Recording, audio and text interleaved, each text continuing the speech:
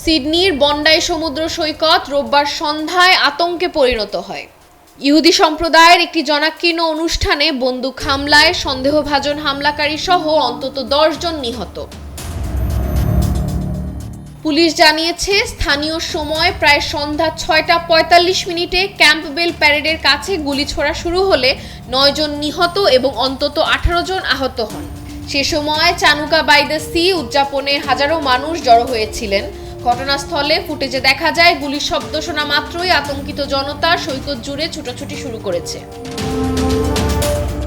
একজন স্থানীয় প্রত্যক্ষদর্শী জানান, শুরুতে তিনি শব্দগুলোকে আতশবাজির শব্দ বলে ভেবেছিলেন, পরে বুঝতে পারেন সেগুলো গুলির শব্দ।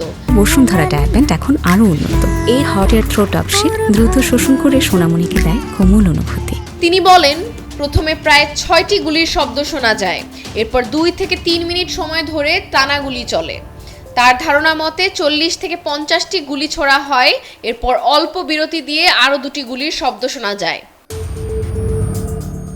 নিউ সাউথ ওয়েলস পুলিশ জানিয়েছে, 25টিরও বেশি জরুরি ইউনিটের সমন্বয়ে বড় ধরনের অভিযানের পর তাৎক্ষণিক হুমকি নিয়ন্ত্রণে আনা হয়। ঘটনাস্থলেই এক সন্দেহভাজন বন্দুকধারী গুলিতে নিহত হয়। আরেকজন সন্দেহভাজন হামলাকারীকে গুরুতর অবস্থায় হাসপাতালে নেওয়া হয়েছে। পুলিশ নিশ্চিত করেছে, বর্তমানে 2 জনই হেফাজতে রয়েছে এবং সন্দেহজনক সম্ভাব্য একটি ইম্প্রোভাইজড এক্সপ্লোসিভ ডিভাইসের খবর মেলায় জনসাধারণকে ওই এলাকা এড়িয়ে চলার আহ্বান জানানো হয়েছে। এই হামলাটি হানুক্কার প্রথম রাত উপলক্ষে আয়োজিত একটি ইহুদি সম্প্রদায়ের অনুষ্ঠানের সময় ঘটে।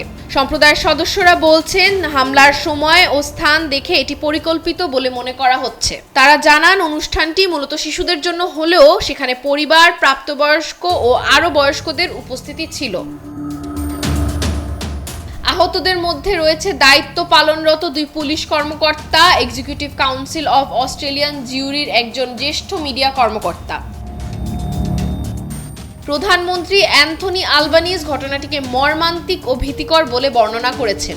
ইসরায়েলের প্রেসিডেন্ট আইজাক হারজোগ এটিকে ঘৃণ্য সন্ত্রাসীদের নির্মম হামলা বলে নিন্দা জানিয়ে অস্ট্রেলিয়াকে ক্রমবর্ধমান ইহুদি বিদ্বেষের বিরুদ্ধে মোকাবিলার আহ্বান জানান।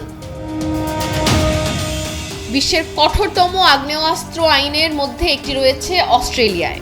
দেশটি কয়েক দশক ধরে গণগুলিবর্ষণের ঘটনা প্রায় এড়িয়ে চলে এসেছে। কর্তৃপক্ষ জানিয়েছে, হামলার উদ্দেশ্য ও পরিকল্পনা এখনও তদন্তাধীন। তাশরিহা আব্দুল্লাহ, ডেইলি সান।